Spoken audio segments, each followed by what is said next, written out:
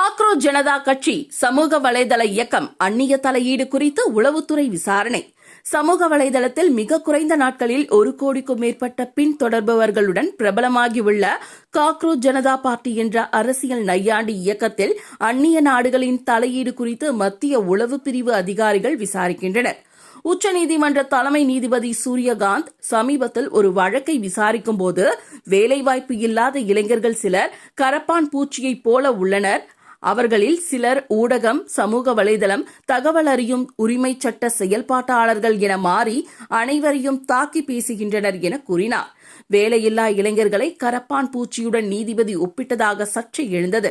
இதையடுத்து இன்ஸ்டாகிராம் சமூக வலைதளத்தில் காக்ரோச் ஜனதா கட்சி என்ற மீம் எனப்படும் நையாண்டி கருத்துக்களை படங்களுடன் வெளியிடும் பக்கம் துவங்கப்பட்டது.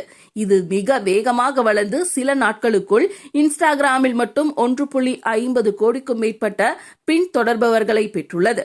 நாட்டில் உள்ள எந்த கட்சிக்கும் சமூக வலைதளத்தில் இவ்வளவு பின்தொடர்பவர்கள் இல்லை.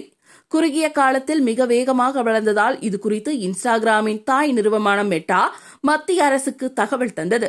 மெட்டாவின் இந்திய செயல்பாடுகளை கண்காணிக்கும் அதிகாரி ஒருவர் இது குறித்து கூறுகையில், எங்கள் தளத்தில் ஏதேனும் ஒரு பக்கத்திற்கு திடீரென பின்தொடர்பவர்களின் எண்ணிக்கை அதிகரித்தால் விசாரணை செய்து உடனடியாக அரசுக்கு எச்சரிக்கை விடுப்போம். காக்ரோச் ஜனதா கட்சி விவகாரத்திலும் இதை செய்தோம் என்றார். ஐபி எனப்படும் மத்திய உளவுத்துறை மற்றும் சமூக வலைதளங்கள் டிஜிட்டல் வடிவிலான தகவல் தொடர்புகளை கண்காணிக்கும் தேசிய தொழில்நுட்ப ஆராய்ச்சி அமைப்பு ஆகியவை காக்ரோச் ஜனதா பார்ட்டி குறித்து விசாரணை நடத்தி வருகின்றன.